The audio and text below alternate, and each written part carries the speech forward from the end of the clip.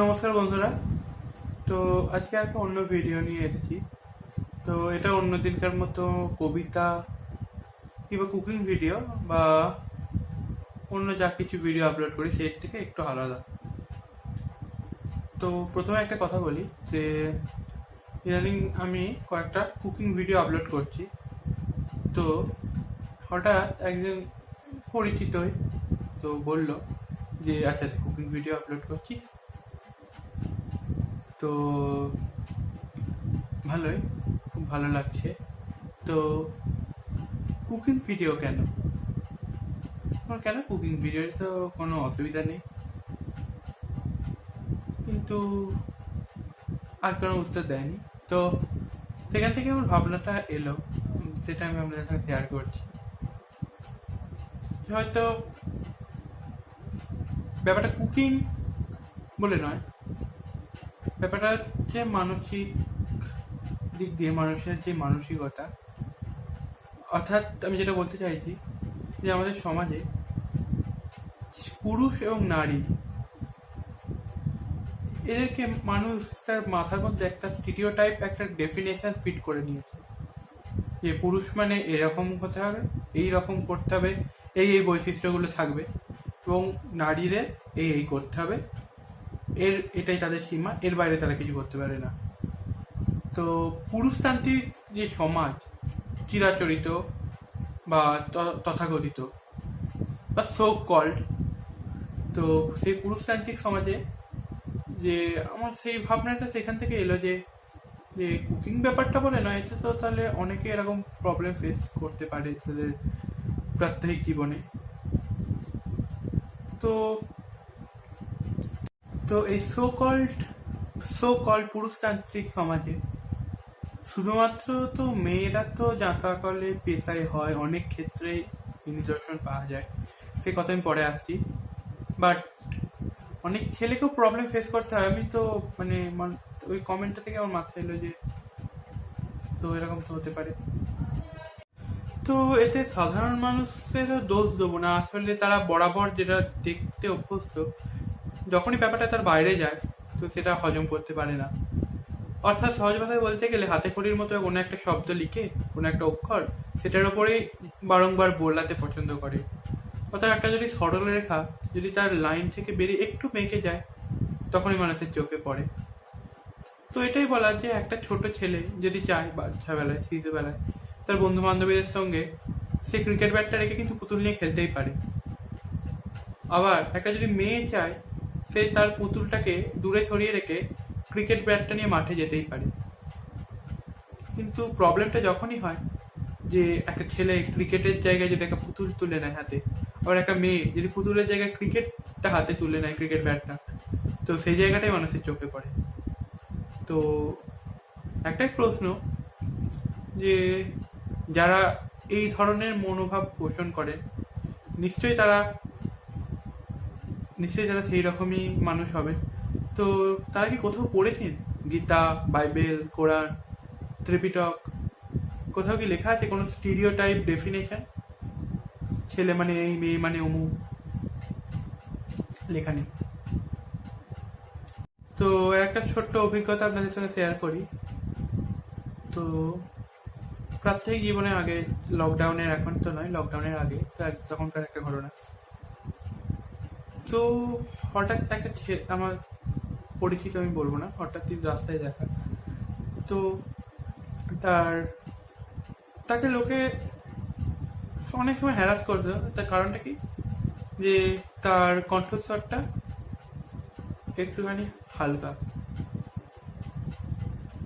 তো তাকে বারবার আমার সামনেই হয়েছে যে অনেকবার দেখেছি যে তাকে রিফাইন করার জন্য বলা হয়েছে, তাকে মানে রীতিমতো হ্যারাস করে বলা হয়েছে যে কেন, যে এরকম কণ্ঠস্বর কেন, পাল্টাও, ভবিষ্যতে সমস্যা হবে। এ আবার কি, তুমি পরবর্তীকালে সেখানে ঠিক মতো জায়গায় যেতে পারবে না, এরকম কণ্ঠস্বর নিয়ে কি করে হবে। তো তাকে মানে বডি সেভিং তো শুনেছিলাম, আর ভয়েস নিয়েও মানুষকে ছোট করা হচ্ছে। তো যারা করছে তারা নিশ্চয়ই সেরকম টেকনোলজি জানে যে ভয়েসটাকে চেঞ্জ করে দিতে পারে। তো আমার প্রশ্ন হচ্ছে, ভয়েসটাকে কি চেঞ্জ করার দরকার আছে? সে যেরকম, সে সেটাই তার বৈশিষ্ট্য। হয়তো আপনার ভয়েসটা খুব, আপনি পুরুষ, আপনার ভয়েসটা খুব পুরুষালী, রুড, এই যে আপনি প্রকৃত পুরুষ তা কিন্তু হয়ে যাচ্ছে না। পুরুষত্ব এই ব্যাপারটা কিন্তু হৃদয় থেকে আসে। আপনার মধ্যে আপনি একটা মাস্কুলারি বডি রয়েছে, আপনার গলাটা একটা ভারী ভারিক্কি ভাব রয়েছে, এর মানে যে আদর্শ পুরুষ কিন্তু সেটা নয়। আবার যার গলাটা একটু হালকা, সে কিন্তু একবারে ফেলনা নয়, হয়তো হতে পারে গুণের দিক দিয়ে আপনার থেকে বহু গুণে ভালো। তো যাই হোক, তো ভয়েস নিয়ে যে এই ছেলেটাকে বলা হতো, তো আজকে কিন্তু সে অনেক উঁচু জায়গাতেই আছে, কিন্তু আমার সামনে যারা বলতেন তারা তার ধারে কাছেও পৌঁছাতে পারেনি। যাই হোক, তো এরকম ভয়েস নিয়ে অনেককেই দেখেছি যে মানুষকে ছোট করছে, খিল্লি করছে। তো এই ব্যাপারটা একদম মানে কি বলবো, হজম হয় না। আবার যখনই একটা মেয়ে তার গণ্ডি পেরিয়ে যখন নতুন কিছু করার চেষ্টা করে, সেইখানেই তাকে বাধা দেওয়া হয়। তো একটা মেয়েকে কি আপনারা শুধু মানে কি বলবো, বিয়ে দেওয়ার মেটেরিয়ালস নাকি? সে তার স্বপ্ন থাকতেই পারে, সে গণ্ডি পেরিয়ে যেতেই পারে। মেয়ে বলেই যে তার এডুকেশন মোটামুটি একটা কমপ্লিট হলো, তারপর বিয়ে, বাচ্চা, সংসার, তো এই করতে করতে 60-70 বছর হয়ে গেল, দিয়ে এবারে শেষ লাইফ, আর এটাই তার কর্তব্য কেন? সে চাইলে সেও হায়ার এডুকেশনে যেতে পারে, সে চাইলে সে একজন আইএএস হতে পারে, সে একজন ডাক্তার হতে পারে, সে একটা পুলিশ কমিশনার হতে পারে। সেটা তার ব্যাপার, নাকি আপনার ব্যাপার। আর যখনই যেখানেই কোনো মহিলা এই গণ্ডি পেরিয়ে এগিয়েছে, তো যখন তার সাফল্যটাকে কেউ দেখে না, কিন্তু সে এগিয়েছে বলে তার পেছনে একটা বিশাল লাইন লেগে যায় যে তার ওপরে সমালোচনা করার জন্য। কেন? আসলে সমালোচনা তার লিমিটটাকে ভেঙে এগিয়ে যাওয়ার জন্য নয়, সমালোচনা করে যারা তার নিজেদের ব্যর্থতাকে ঢাকার জন্য সমালোচনা করে।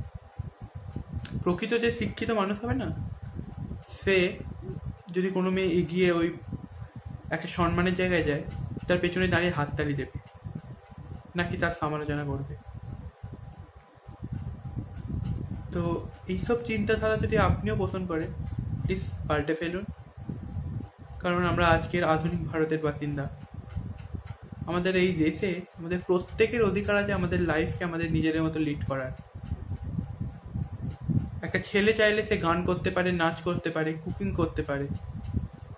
আবার একটা মেয়ে যদি চায় না, তাহলে সে বড় থেকে বড় অ্যাথলিট হতে পারে, ক্রিকেটের ব্যাটটাকে নিয়ে না মাঠটাকে কাঁপিয়ে দিতে পারে। একটা আইএস, একটা আইপিএস অফিসার হয়ে না আপনাদের উপর রাজ করতে পারেন, একটা রাজ্যের মুখ্যমন্ত্রী হয়ে দেখিয়ে দিতে পারেন।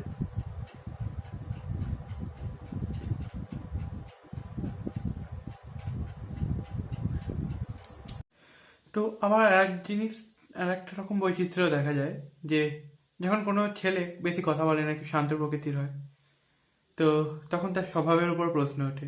আবার ঠিক উল্টো দিকে যখন কোনো একটি মেয়ে একটু বেশি কথা বলে না, তখনও তার স্বভাবের প্রশ্ন ওঠে, বলা হয় যে সে একটু বাচাল। তো আমাদের সমাজ কথা বলার ওপরেও নির্ভর করে না, একটা ছেলে এবং একটা মেয়েকে ভাগ করে দিয়েছে।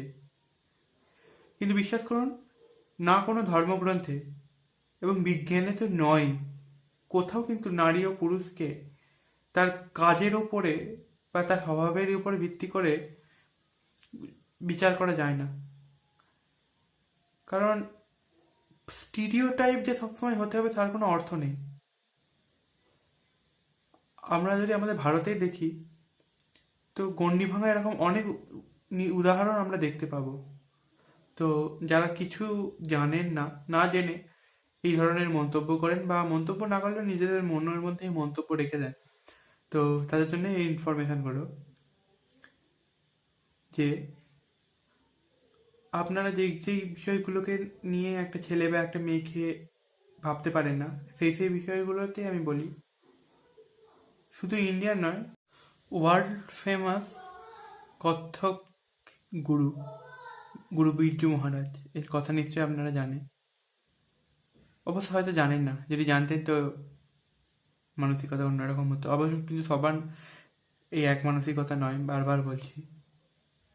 আবার রান্না, ইন্ডিয়ার মোস্ট ওয়ান্টেড সেফ জানেন কে? সঞ্জীব কাপুর।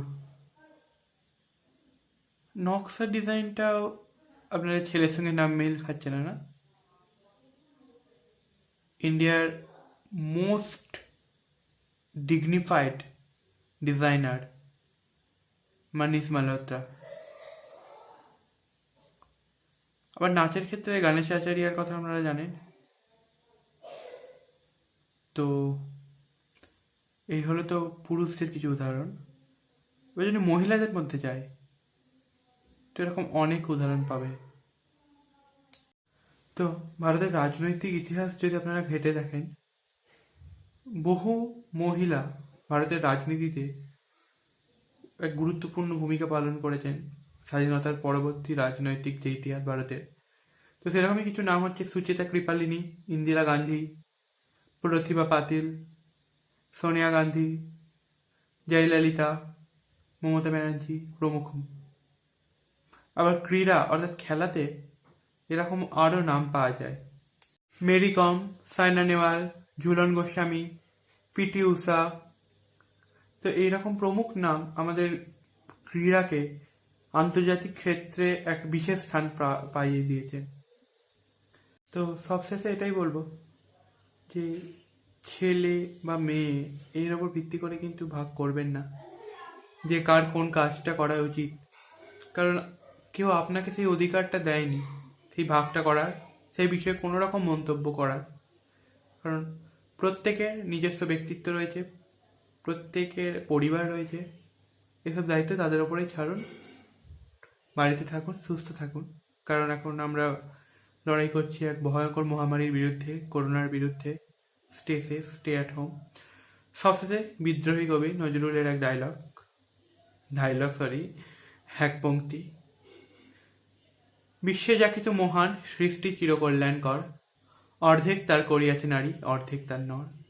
ভালো থাকবেন, সুস্থ থাকবেন, প্রত্যেককে সম্মান করুন, তবেই নিজের সম্মান পাবেন।